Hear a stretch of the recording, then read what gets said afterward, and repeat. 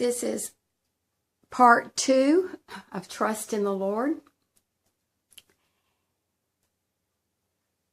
The basic thing I want you to know when you're analyzing a score, so that you can find out what the skeleton is for the piece of music, because if you want to add something to it, then you need a skeleton to work with, and then you can make it more beautiful.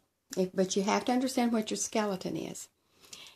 The lowest tone is going to be super important. Here I see F, and I see that it is a note that gets 3 beats. In other words, I'm going to hear the F this whole measure. And we've already discovered that some other letters above the bass note were A and C.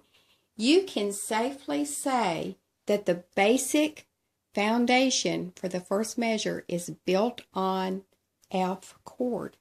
And so you could just write that right above. And this would help a person with a guitar to know to use F chord. And it would help your bass guitar player to know to play F on the bass. So step 1 is to find out what is the bass note.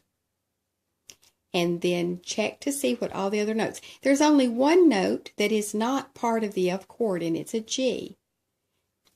And that's okay. That's just what we call a passing tone, and you can see it's passing between an F and an A, and both of those are members of the F chord. But your ear is basically going to need to hear the F chord for measure 1. All right, let's look at measure 2. What basic chord do we need here? And it may change in a measure, but it might not. What's the lowest tone? B. Is it just B? B flat. All right, we have B flat and we have a D. That's a strong case for a B flat chord. And if you look on for the rest of the measure, we have an F and a B flat. So if I've learned my chords in the F scale, I would know that B flat, 1, 2, 3, 4, is built on the 4th note, which is a very important chord in the key of F.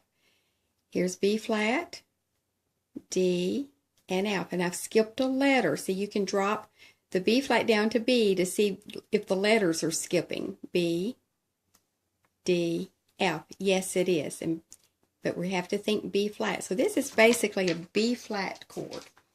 So we can safely write B flat right above. Okay.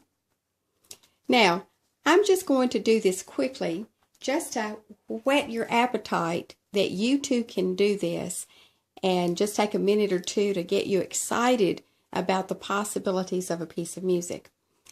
When I look at the next measure, and I'm still looking at my lowest tone, I see a C. I see a B flat, and a C, and an E.